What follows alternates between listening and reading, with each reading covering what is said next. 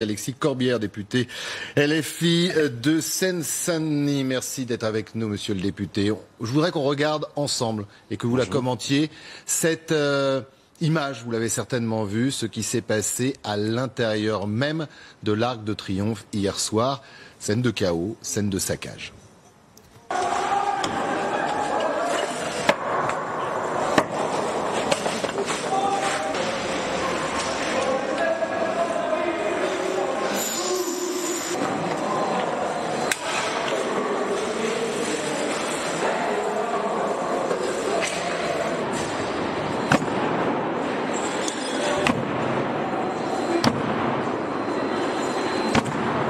Alexis Corbière, au-delà du combat des uns des autres, ces exactions, notamment des agressions, scène de chaos au Panthéon, votre réaction en tant que député?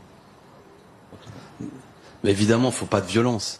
Je crois que tout le monde l'a compris. Je fais partie de ceux, avec l'immense majorité des Gilets jaunes, qui veut un mouvement pacifique, qui veut des réponses en termes de justice fiscale. Et cette violence n'est pas utile. Elle produit des dégâts, je pense notamment à tous ceux qui ont été blessés, même aux forces de l'ordre. Bon, mais la question qu'il faut se poser aujourd'hui, c'est pourquoi on en arrive là? Pourquoi des femmes, des hommes, qui sont des gens qui n'ont jamais manifesté, se retrouvent dans une colère, voire même une rage, qui les amène à considérer que pour être vu, il faut peut-être casser, ou pour être vu, il faut mettre un gilet jaune surtout, c'est ça qui est important. Vous savez, le gilet jaune est le symbole que pour être vu dans l'obscurité civique, dans l'obscurité démocratique, des gens le mettent et disent voilà, nous sommes le peuple. Donc à la fois, il y a une exigence de réponse à des questions très précises. Les gens ne veulent pas de l'augmentation du prix du diesel à partir du 1er janvier parce que ça participe à la dégradation du pouvoir d'achat. J'entends souvent la revendication du rétablissement de l'impôt sur la grande fortune qui permettrait d'avoir des recettes fiscales de 4,5 milliards qui compenseraient ce qui était prévu pour cette augmentation du diesel. Les gens veulent plus de justice fiscale et aussi, sur le fond, il y a une exigence que le citoyen ait plus de pouvoir sur les décisions politiques. Moi, quand je parle avec beaucoup de gilets jaunes, c'est des gens qui se sentent méprisés. Il y a un refus du consentement à l'autorité vis-à-vis du président de la République, vis-à-vis du gouvernement, même vis-à-vis des... Oui. Mais même vis-à-vis de vous, parce que alors ils sont pas tous d'accord. José Espinosa, qui est sur ce plateau, va vous poser une question dans un instant. Mais si vous prenez d'autres gilets jaunes, ils vous contestent. Ils veulent plus de députés. Ils veulent renverser l'Assemblée nationale. Ils veulent renverser le gouvernement. Vous avez été élu. Vous êtes quelqu'un du peuple. Vous le représentez en tout cas, vos électeurs. Vous pouvez pas laisser passer ça. Ou qu'est-ce que vous leur répondez à cela en tout cas? C'est ce que j'étais en train de dire, c'est-à-dire que même moi qui suis élu de Montreuil, Bagnolet, avec 60% des voix au second tour, en vérité, je ne représente que 20% des électeurs inscrits. 80% des gens n'ont pas voté pour moi. Et c'est le cas de beaucoup de députés de l'Assemblée nationale. Il y a un problème de représentativité. Plus de la moitié des gens se sont abstenus. Le président de la République lui-même n'a fait que 24% au premier tour, puis après, le système a fait en sorte que face à Madame Le Pen, il a été élu d'abord pour engager de Madame Le Pen. Donc il faut en revenir au peuple. Moi, ça me pose pas de problème si on dissout l'Assemblée nationale et si on en revient aux urnes.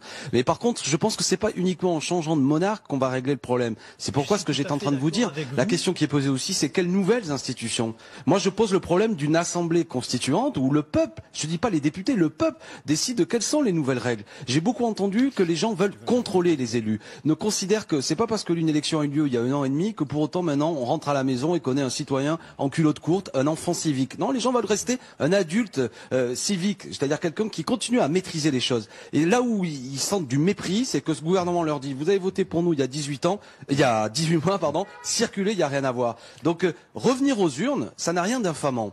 Par exemple, nous allons déposer une motion de censure prochainement à l'Assemblée nationale pour faire chuter ce gouvernement et qu'on en revienne effectivement à des choses plus démocratiques. Oui, j'écoute. José Espinosa voulait vous poser une petite question. Allez-y. Oui, Monsieur Corbière, notre Assemblée générale a décidé de faire un cahier revendicatif qui vous sera envoyé, et peut-être vous l'avez déjà eu, à vous, députés de notre circonscription, que nous envoyons à M. Philippe, Premier ministre, et que nous envoyons à M. Macron, Président de la République. Parce que M. Espinosa est gilet jaune de Montreuil, ça vous concerne?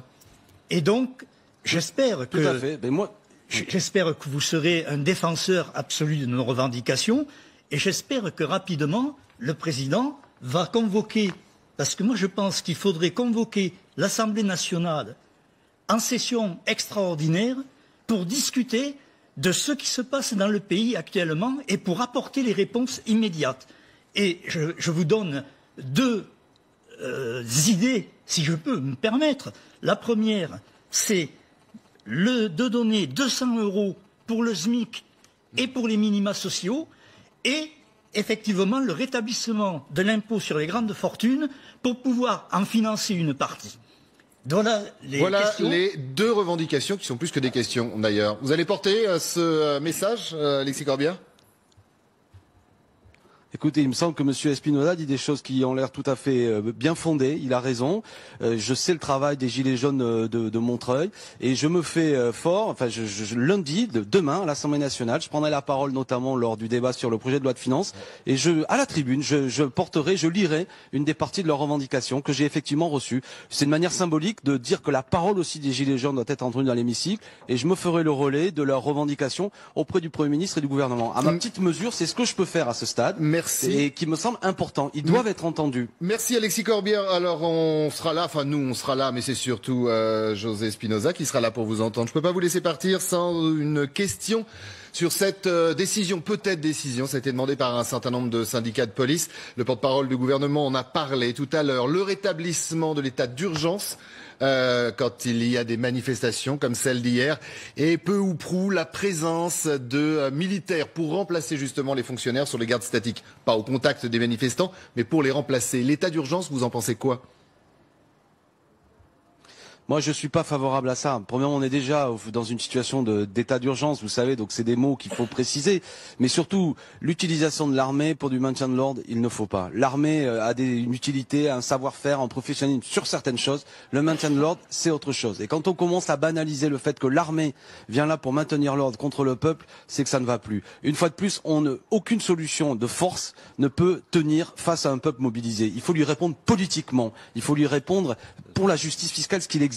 Tout le reste n'est que gesticulation pour essayer de faire taire une colère. Personne ne s'interroge au gouvernement de pourquoi des gens qui n'ont jamais manifesté de leur vie sont en colère. Si la réponse c'est envoyer l'armée, c'est une folie qui démontre encore plus le caractère totalement déconnecté de ce gouvernement. Merci beaucoup Alexis Corbière d'avoir été avec nous, député LFI de Seine-Saint-Denis.